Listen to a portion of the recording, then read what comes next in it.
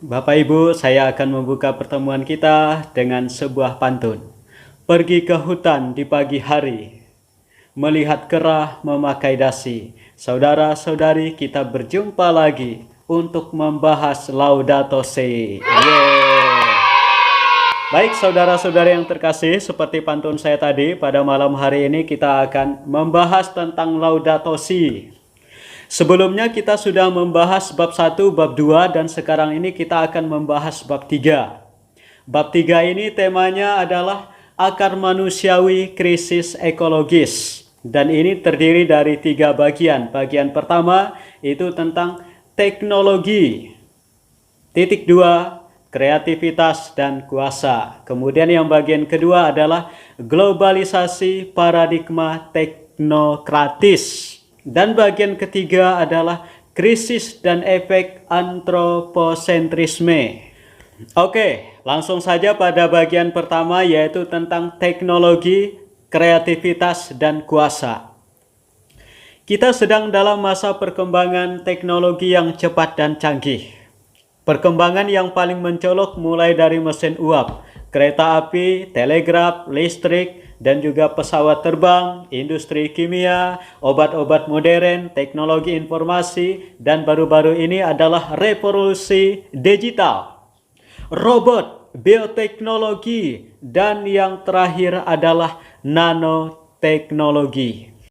Ini semua patut kita syukuri, karena ilmu pengetahuan dan teknologi adalah hasil yang sangat indah dari kreativitas manusia yang diberikan oleh Tuhan. Apabila ilmu pengetahuan dan teknologi diarahkan untuk sesuatu yang baik, maka ini akan meningkatkan kualitas hidup manusia. Misalnya peralatan rumah tangga. Dulu orang memasak pakai kayu bakar, sekarang orang memakai kompor gas. Dulu orang kalau mau pergi kemana-mana, jalan kaki. Sekarang orang pakai motor, atau pakai mobil, atau pakai pesawat. Sudah sangat mudah dan dalam waktu yang sangat singkat, tanpa harus menguras tenaga. Ilmu pengetahuan juga mampu menghasilkan hal-hal yang sangat indah dan membantu manusia yang tenggelam dalam dunia materi untuk melompat dengan lebih jauh ke dalam dunia kesenian seperti musik, nyanyi-nyanyian, lukisan, relief, dan lain-lain. Perkembangan ilmu teknologi meningkatkan kekuasaan manusia atas dirinya sendiri dan juga atas orang-orang atau sesuatu yang berada di sekitarnya.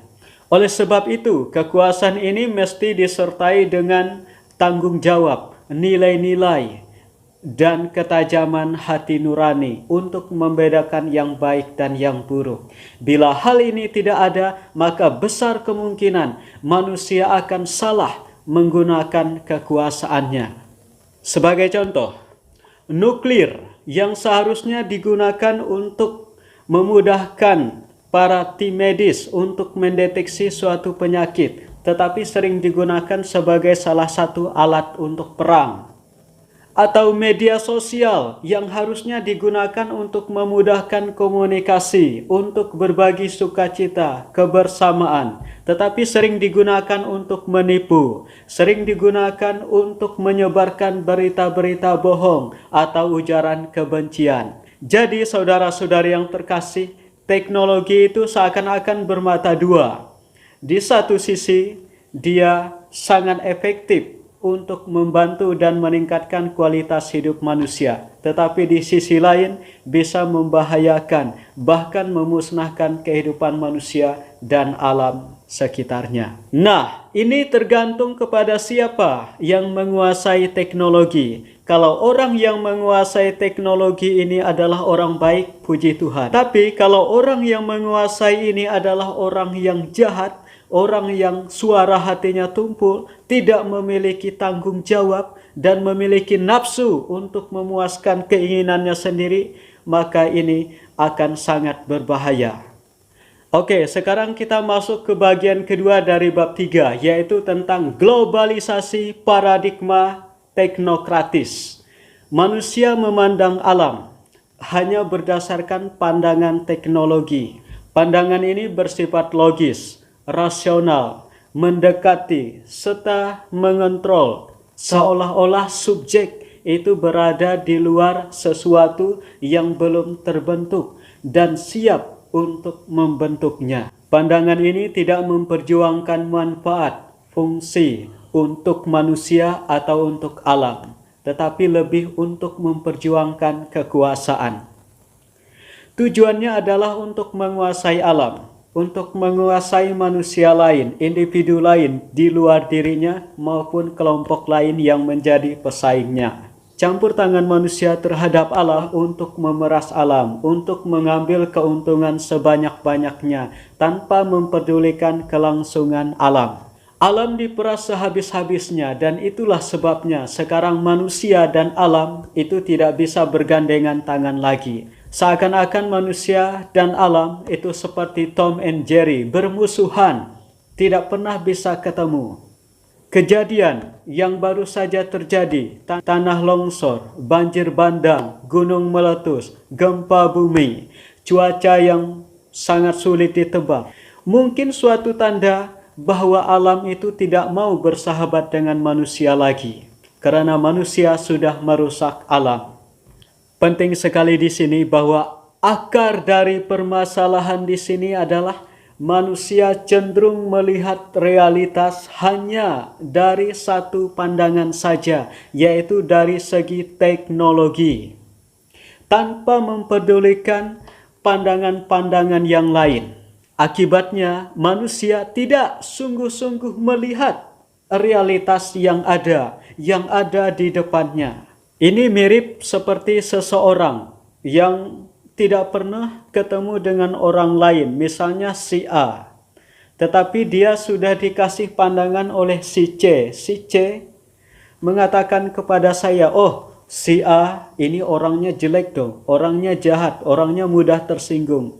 Lalu saya mulai mencap bahwa si A ini memang seperti yang kata si C, baik, jahat, mudah tersinggung. Kalau saya hanya ikut pandangan dia saja, dari satu pandangan saja, pasti saya akan melihat dia seperti yang menurut dia tadi. Padahal belum tentu itu terjadi. Seharusnya teknologi itu digunakan untuk mempererat relasi kita dengan alam, sehingga dapat ikut campur tangan terhadap alam dan melestarikan lingkungan sekitar kita. Dalam hal ini, manusia menyesuaikan diri pada kemungkinan-kemungkinan yang ditawarkan oleh alam, sehingga manusia dapat melihat kenyataan yang ada di hadapannya. Dalam contoh saya tadi, harusnya saya tidak hanya ikut dari pandangan si C yang mengatakan dia jelek, jahat, mudah tersinggung, tetapi saya sungguh mau bertemu dengan dia secara langsung dan membuka diri saya, melihat sebenarnya seperti apa sih orang itu.